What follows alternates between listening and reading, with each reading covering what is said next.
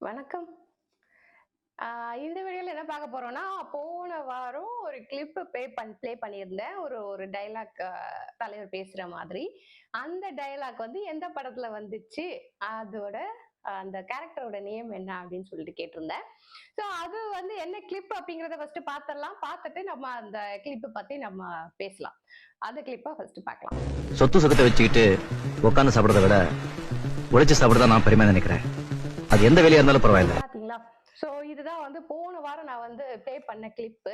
So இது வந்து எந்த படத்துல வருதுன்னா, கை கொடுக்கும் கை அந்த படத்துல வரக்கூடிய ஒரு கிளிப்பு. அந்த தலைவருடைய கேரக்டர் நேம் வந்து காளிமுத்து அப்படிங்கிறது. சோ யாரெல்லாம் வந்து நம்மளுக்கு கமெண்ட் பண்ணியிருக்காங்க அப்படிங்கிறத பார்க்கலாம். பிரபாகர் சார் வந்து கமெண்ட் பண்ணியிருக்காங்க. வணக்கம் சிஸ்டர், படம் கை கொடுக்கும் கை, தலைவர் பெயர் காளிமுத்து அப்படின்னு சொல்லியிருக்காங்க. ரொம்ப கரெக்ட். ரெண்டாவது வந்து துரை சார் என்ன சொல்லியிருக்காங்கன்னா, கை கொடுக்கும் கை, தலைவர் நேம் காளிமுத்து, எனக்கு ரொம்ப பிடித்த படம் அப்படின்னு சொல்லியிருக்காங்க. எனக்குமே வந்து இந்த படம் ரொம்ப பிடிக்கும். இந்த படத்துல வரக்கூடிய பாடல்கள் வந்து எனக்கு ரொம்ப பிடிக்கும். அண்ட் ராமன் அவர்கள் என்ன சொல்லியிருக்காங்கன்னா, கை கொடுக்கும் கை, தலைவர் பெயர் எனக்கு சரியாக நினைவு இல்லை அப்படின்னு சொல்லியிருக்காங்க.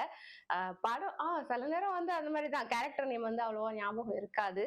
அண்ட் ரஜினி மலேஸ்வரன் சார் என்ன சொல்லியிருக்காங்கன்னா, வணக்கம் சகோதரி, படத்தின் பெயர் கை கொடுக்கும் கை, தலைவர் பெயர் காளிமுத்து, தலைவர் மாற்றுத்திறனாளி பெண்ணுக்கு வாழ்க்கை கொடுப்பார், படத்தில் வரும் பாடல்கள் அனைத்தும் அற்புதம், குறிப்பாக தாழம்பூவே வாசம் வீசு பாடல் எனக்கு மிகவும் பிடிக்கும், நல்ல கிராமத்து கதை, வரும் காட்சிகள் அனைத்தும் அற்புதம் அப்படின்னு சொல்லியிருக்காங்க. அதாவது என்ன அப்படின்னா, கரெக்ட் தான், நான் சொன்ன மாதிரி இந்த படத்துல வந்து பாடல்கள் எல்லாமே நல்லா இருக்கும். தாளம் பூவே அப்படிங்கிற பாட்டு நல்லா இருக்கும். அதுக்கப்புறம் வரக்கூடிய பாடல்களும் எல்லா பாடல்களுமே நல்லா இருக்கும் இந்த படத்துல. அண்ட் கதை களமுமே வந்துட்டு ரொம்ப நல்லா இருக்கும். அது ஒரு கண்ணு தெரியாத ஒரு பொண்ணு. அந்த பொண்ணை காதலிச்சு இவர் வந்து கல்யாணம் பண்ணுவாரு. கல்யாணம் பண்ணி அந்த பொண்ணுடைய வாழ்க்கையில வந்து நிறைய விஷயங்கள் நடக்கும். சோ அதெல்லாம் வந்து இவங்க எப்படி ஃபேஸ் பண்றாங்க, இவங்களுக்கே வந்து வாழ்க்கையில 2 பேரும் சேர்ந்து சமாளிக்க முடியாத அளவுக்கு கஷ்டங்கள்லாம் வரும். சோ அதெல்லாம் வந்து எப்படி பீட் பண்ணி வர்றாங்க அப்படிங்கிறது தான் கதை. ரொம்ப வந்து கிராமத்து சைட்ல அப்பெல்லாம் வந்து நிறைய படம் வந்து கிராமத்து சைட்ல எடுத்திருப்பாங்க. கிராமத்தையே வந்து அப்படி நேர்ல போய் பார்த்துட்டு வந்த மாதிரி அந்த மண் வாசனை வீசும் அப்படியே அந்த படத்துல எல்லாம். சோ அந்த மாதிரி வந்து ஒரு ஒரு ஃப்ரேமுமே வந்து அற்புதமா இருக்கும். எல்லாமே நம்ம பாக்குறது அந்த வீடு, அந்த ஓட்டு வீடு, அந்த கிராமத்துல இருக்கக்கூடிய அந்த திண்ணை வைத்த வீடுகள், அதெல்லாமே காமிச்சிருப்பாங்க. சந்தையை காமிச்சிருப்பாங்க. சோ இந்த மாதிரி எல்லாம் வந்து நிறைய விஷயங்கள் நடக்கும். ஆரம்பத்துல இவங்க கல்யாணம் பண்ணிக்கிறதுக்கு இவங்க ஊர்ல யாருமே சம்மதிக்க மாட்டாங்க. ஊரை எதிர்த்து கல்யாணம் பண்ணி வேற ஊருக்கு போவாங்க. அங்க போனாலும் இவங்க அக்செப்ட் பண்ணிக்க மாட்டாங்க. சோ எப்படியோ ஒரு வீடு பிடிச்சு, எப்படியோ ஒரு வேலைக்கு ஜாயின் பண்ணி, எப்படியாவது லைஃப் வந்து அப்படி நான் வாழலாம் அப்படின்னு சொல்லி வாழ ஆரம்பிக்கும் பொழுது, வில்லன் கேரக்டரும் சரி, அதுக்கு வந்து நம்மளுடைய சின்னி சேந்தவர்கள் வந்து இதுல வில்லன் கேரக்டர் பண்ணியிருப்பாங்க. சோ அவங்களுடைய கேரக்டரும் சரி. சோ அந்த 2 கேரக்டரும் சேர்ந்து இந்த கண்ணு தெரியாத ஒரு பொண்ணை வந்து என்ன மாதிரி எல்லாம் பாடாப்படுத்துறாங்க. அதுல இருந்து எப்படி இந்த ஹீரோ வந்து நம்மள அந்த பொண்ணை வந்து காப்பாத்தி கூட்டு போறாங்க அப்படிங்கிற மாதிரியான ஒரு கதைக்களமா தான் வந்துட்டு இந்த கதை வந்து இந்த படம் அமைஞ்சிருக்கும்.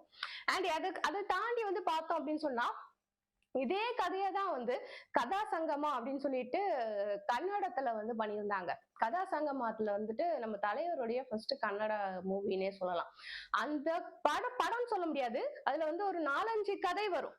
ஒரு கதைக்கும் வந்துட்டு ஒரு டிராமா மாதிரி ஒரு கதை எடுத்திருப்பாங்க.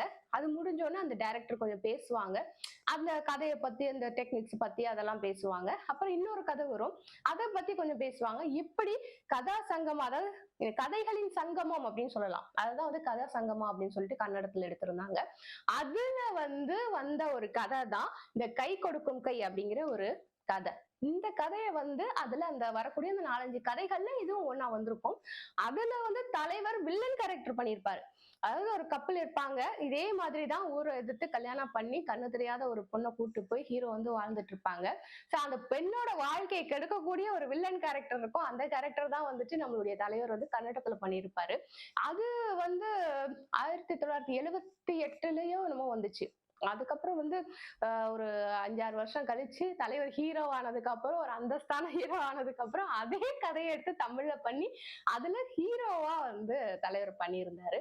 சோ அதுதான் வந்து கை கொடுக்கும் கை அப்படிங்கிற இந்த மூவி.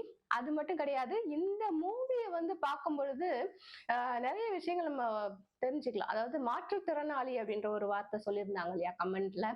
மாற்றுத்திறனாளிகளையும் நம்ம மதிக்கணும். அவங்களும் வந்து சக மனிதர்கள் தான். எப்பவுமே வந்து நம்ம பார்க்கும்போது ஏதோ ஒரு சின்ன ஃபால்ட் உடம்புல இருக்கு அப்படிங்கிறதுக்காக அவங்கள வந்து வேற மாதிரி ட்ரீட் பண்றவங்க எல்லாம் இருக்காங்க. அப்படி கிடையாது.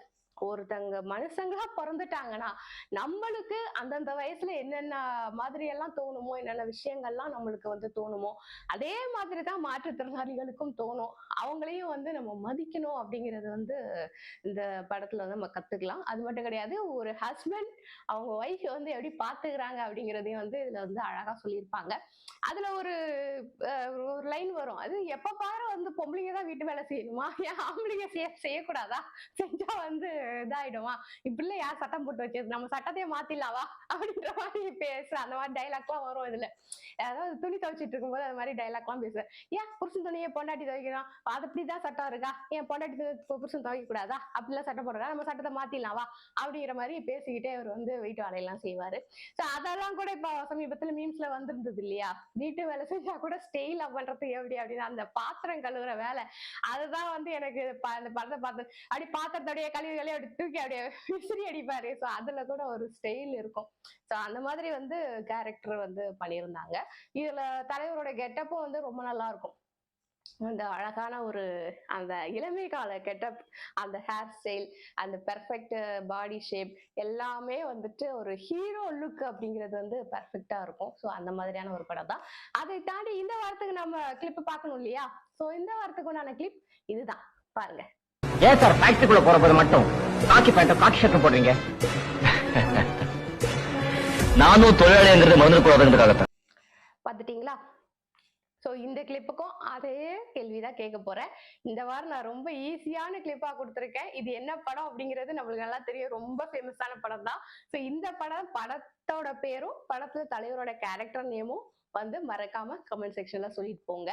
அண்ட் நம்மளுடைய இந்த சேனலையும் மறக்காம சப்ஸ்கிரைப் பண்ணிடுங்க. ஓகேங்களா?